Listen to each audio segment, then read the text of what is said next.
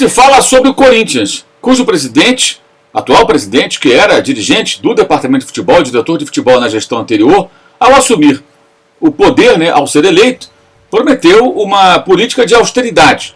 Um Corinthians menos gastador e procurando resolver as suas contas, acertar dívidas, colocar a casa em ordem. É o tal do remédio amargo que, na maioria das vezes, os clubes brasileiros não querem tomar.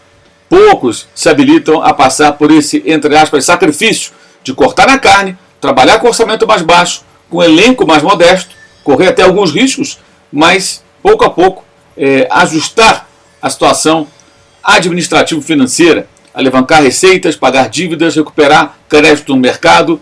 Ou seja, nem todo mundo quer fazer isso. Poucos querem fazer isso, raríssimos querem fazer isso.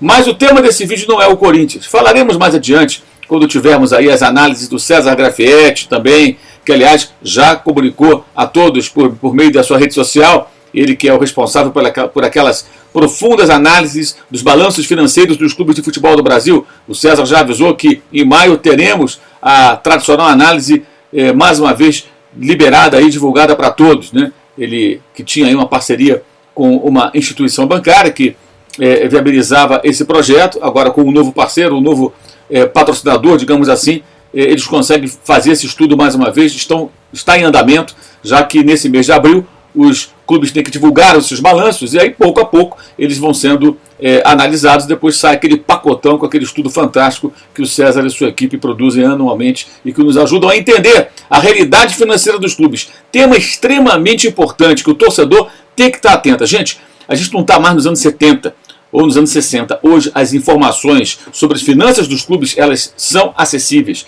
É só você procurar, monitorar, acompanhar para e passo cada decisão acertada ou errada do dirigente do seu clube. É a melhor maneira de você defender a sua paixão, o clube que você ama. Acompanhe atentamente as finanças. Não dê trégua para maus dirigentes. Cobre, não se engane com contratações. Fique atento. Mas eu quero destacar aqui nesse vídeo, tá? Aliás, eu peço a você já para dar o like no vídeo, peço a você para fazer inscrição no canal, peço a você também para fazer inscrição no meu canal de cortes. Lá eu tenho os melhores trechos das nossas lives. Então, faça isso, assim você valoriza também o nosso trabalho aqui no YouTube. E valorize também o trabalho, e eu vou mostrar para você aí, do repórter Rodrigo Matos, do UOL. Sempre recomendo aqui o blog do Rodrigo, o companheiro que faz um ótimo trabalho. O Rodrigo que traz no seu blog, no dia de hoje, grava esse vídeo na quinta-feira, dia 28 de abril, o texto com o seguinte título: São Paulo gasta além da conta, pega empréstimos e dívida cresce 67 milhões. E ele destaca aqui que a dívida cresceu principalmente por conta de empréstimos bancários, impostos não pagos e débitos com jogadores, né? Teve que buscar dinheiro do banco porque gastou além do que poderia no futebol. O São Paulo gastando mais do que arrecada. E ele frisa: ao final de 2021, a dívida líquida do São Paulo foi de 641,9 milhões. Esse valor é obtido com todo o passivo menos o ativo circulante e montantes a receber a longo prazo.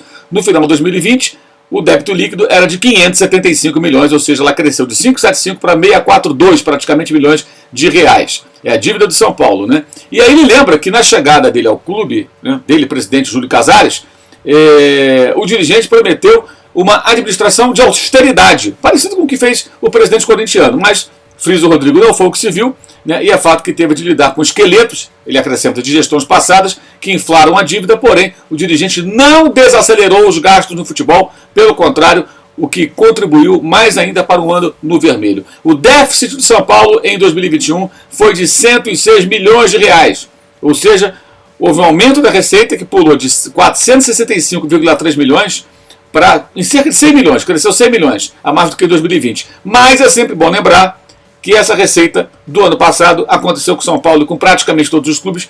Ela foi inflada porque a receita de televisão de 2020, devido à pandemia, o campeonato daquele ano invadiu 2021, então o dinheiro do Brasileirão, por exemplo, 2020, ele só entrou em 2021. Então, os balanços do ano anterior, de 2020, divulgados no ano passado, eles vieram mais mirradinhos, porque não tinha essa grana, né? Porque ela só saiu no ano anterior, no ano subsequente, 2021, que o campeonato invadiu o ano seguinte. E agora ela está inflada também, quer dizer, era irreal aquele retrato negativo do ano passado de alguns clubes, e esse agora também é irreal porque está inflado. Vale para praticamente todas as agremiações É bom você ficar sempre atento a isso. E aí o Rodrigo acrescenta aqui que o total das despesas com o futebol foi de 412 milhões, incluídas aí amortizações, com crescimento de 80 milhões sobre o ano anterior. O gasto, de fato, no futebol do São Paulo representa 71% da receita bruta, 71% vai com o futebol, sem as amortizações, né? E o São Paulo tem uma série de dívidas com vários ex-jogadores, né? Ele frisa aqui também que o clube teve que pagar 82 milhões em débitos com clubes por contratações como Thiago Volpe e Tietê, né? E também reduziu a dívida com direitos federativos, mas teve que parcelar débitos de acordos com Daniel Alves, Hernandes, Richarlison. Só para os três, frisa o Rodrigo Matos, o clube deve 35 milhões de reais.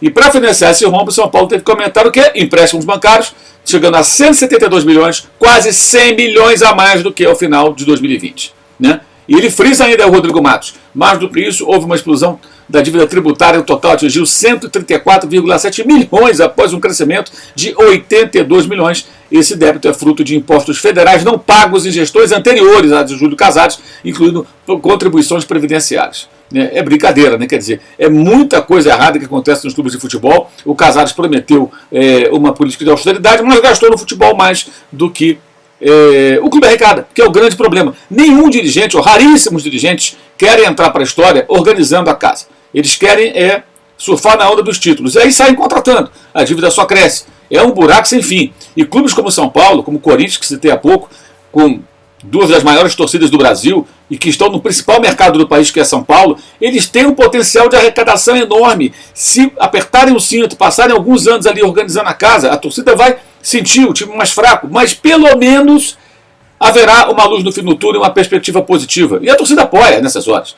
Aliás, na gestão anterior do Leco, São Paulo não ganhou rigorosamente nada e aumentou a dívida e gastou muito dinheiro com contratações que não deram o retorno técnico esperado. Ou seja, tivesse o presidente que antecedeu o Júlio Casares feito uma gestão austera, o São Paulo hoje estaria muito mais bem organizado e talvez Leco, ex-presidente, fosse lembrado hoje como o homem que arrumou a casa.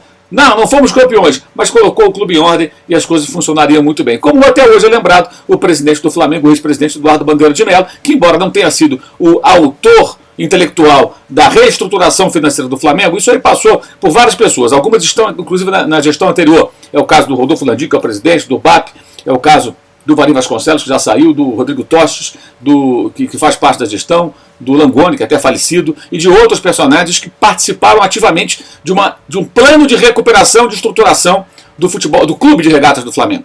Né? E aí o presidente que se tornou depois o Bandeira de Mello, numa situação que eu já expliquei várias vezes, né, o Valim Vasconcelos seria o candidato, não pôde ser o candidato à presidência do Flamengo por uma questão ali estatutária, e aí ele convidou o seu então amigo Eduardo Bandeira de Mello para que fosse o cabeça da chapa.